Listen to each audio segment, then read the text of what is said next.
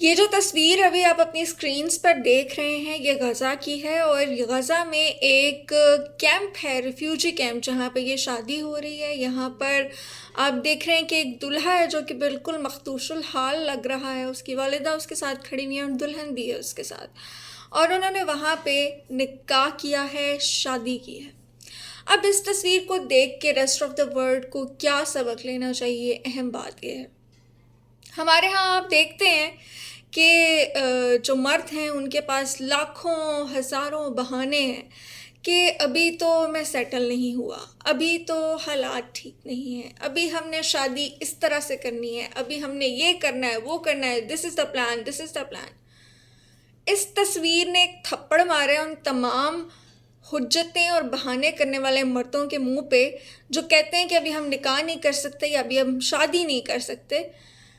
جنگ کی حالت میں بھی جب موت کا آپ کو کچھ نہیں پتا، کب کہاں کون سی گولی کون سا بم آپ کی زندگی کے آخری لمحات ثابت ہوں، آپ اس میں بھی رسول پاک کی سنت کو پورا کر رہے ہیں، آپ نکاح کر رہے ہیں، آپ ایک جائز پاکیزہ رشتے میں بندھ رہے ہیں۔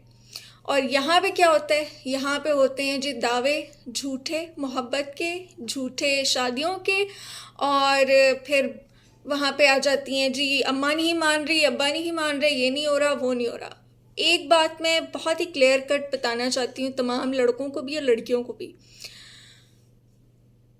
اگر آپ دو لوگ ایک دوسرے سے کمیٹڈ ہیں اور آپ لوگ واقعی سنسیئرلی ایک دوسرے سے کمیٹڈ ہیں، پھر نہ کسی کی اماں بیچ میں آ سکتی ہے، نہ کسی کا ابا بیچ میں آ سکتا ہے۔ آپ کو ملانے کے لیے اللہ بھی اسباب پیدا کرے گا، لیکن اگر کمی آپ کے اندر ہے، اگر آپ لوگ سنسیئر نہیں ہیں، تو پھر تو کچھ بھی نہیں ہو سکتا۔ پھر تو آپ دنیا جہان کے بڑے رومیو بنے پھریں گے، دنیا جہان کے بڑے سب سے بڑے دیوداس بن کے بیٹھیں گے۔ تو سیکھیں، یہ جو چیزیں ہوتی ہیں نا، یہ آپ کے سیکھنے کے لیے ہوتی ہیں، سمجھنے کے لیے ہوتی ہیں۔